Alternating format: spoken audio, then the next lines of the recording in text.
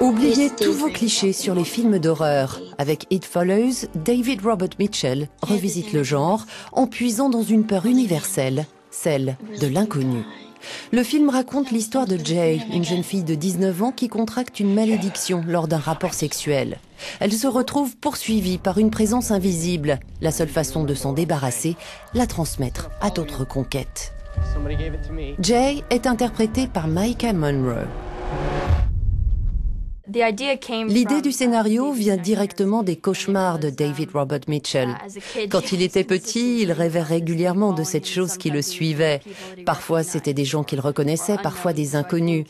On retrouve cela dans le film. À un moment, c'est son père qui la suit et à un autre, sa grand-mère. Pour moi, c'est là que c'est le plus effrayant, quand vous connaissez la personne qui vous suit.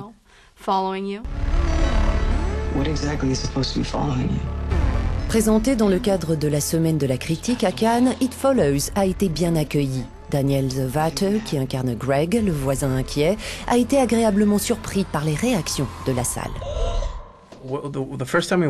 La première fois qu'on l'a visionné, c'était à Cannes en France et je me souviens qu'on était assis et on a vu les gens sursauter. Et on s'est dit, oh mon Dieu, les gens sont réellement terrifiés.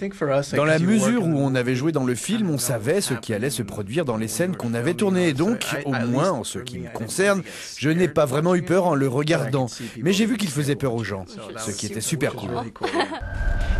Dénonciation de l'hypocrisie de l'Amérique puritaine, allégorie sur la peur du sida. Les critiques qui l'ont aimé voient dans It Follows beaucoup plus qu'un film d'horreur. Il a en tout cas remporté le Grand Prix du Festival du film fantastique de Gérardmer cette année.